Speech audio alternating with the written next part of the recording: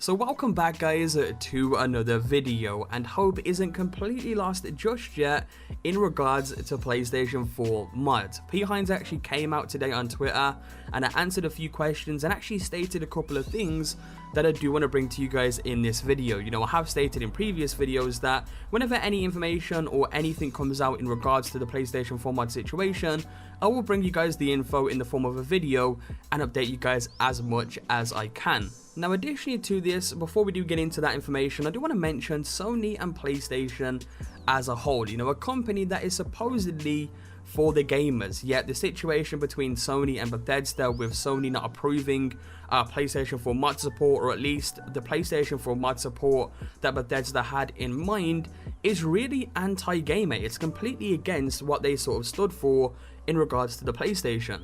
And for those of you who don't know what I'm talking about or haven't seen it yet, I'll give you guys a quick recap. Basically, the other day, Bethesda came out on Twitter with a PlayStation 4 mods update, pretty much stating that the reason why they can't release PlayStation 4 mods is because Sony haven't approved what they have in mind. And that if the situation doesn't change and Sony doesn't approve it, then quite frankly, PlayStation 4 mods won't release on Fallout, and they won't release on Skyrim Remastered either. And this had the whole community up in arms, with reason as well. Like, this is genuinely really bad on Sony's part. They pretty much axed off a whole community of people who were really waiting for this content. And again, a lot of people are pissed at Sony because of this. I've seen some people saying that they're selling their PlayStation 4 and buying an Xbox One.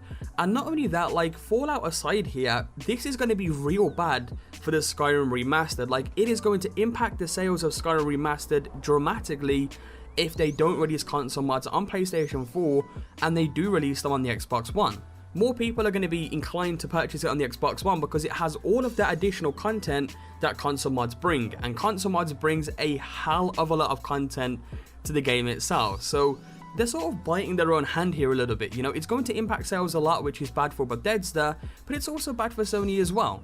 However, hope isn't completely lost just yet. Although Sony didn't approve what Bethesda had in mind at that time for PlayStation 4 mods, that doesn't mean that they're not going to approve it in the future. And here is where some of the new information comes into play. So P. Hines, for those of you who don't know, is the Vice President of PR and Marketing at Bethesda. And he was asked a question by somebody known as Zach Fitzgerald on Twitter, who stated, "Months later and we still don't really know what went wrong with PlayStation 4 mods.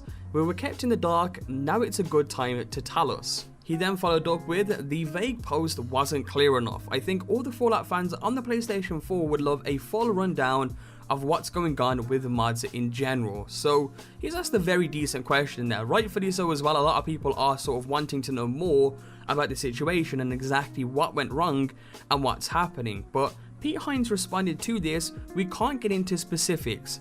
We still want to get mod support of some kind," and keywords there, some kind, out on the PlayStation 4. So maybe I'm reading a little bit too much into this, but that tells me, and again keywords here, some kind, that they're working or trying to work on some form of mod support on the PlayStation 4. They're maybe trying to work around what maybe Sony had in mind or what Sony wanted, and they're hopefully working on something they can bring to us, because in my opinion, something is better than nothing. Even if PlayStation 4 mods releases and it's nowhere near as good as the Xbox One experience, I still think that something is better than nothing. And you know, PlayStation 4 players in general would definitely appreciate something rather than completely nothing. And not only that, it would bring the sales up for the Skyrim Remastered again on the PlayStation 4, because believe me, like, if it doesn't release with Skyrim Remastered, or console mods at all don't release on the PlayStation 4 with Skyrim Remastered, it is going to impact the PlayStation 4 sales quite a damn bit. So hopefully, and again, I may be reading too much into this, but what do you guys think about this? This tells me at least that they're trying to work around what Sony may have had in mind, and they're working on, again, some kind of mod support on the PlayStation 4. And hopefully that is the case. You know, I wanted to bring you guys this information anyway. There is still a glimmer of hope. I wouldn't get your hopes up, you know, too much just yet, but it is information to go by here. It's the only update that we've got, and it's the only slight good thing that we've received from somebody over at Bethesda for a while now. So Again, hopefully this is good, hopefully this does mean what I think it means. Let me know your thoughts on this down in the comment section down below. Do you think Bethesda are trying to work around this and they're trying to put out some form of PS4 mods, or do you think that it's just never going to release and that's pretty much that? But anyway, hopefully you guys did enjoy this video today. As always, be sure to leave a like down below, guys. Your support, of course, is always greatly appreciated on the channel. You guys have been killing it with the support recently, so I do want to thank you guys very much for that. But other than that, hope you enjoyed the video. Subscribe if you guys are new around, and I will catch you guys next time with a brand new video. Peace out.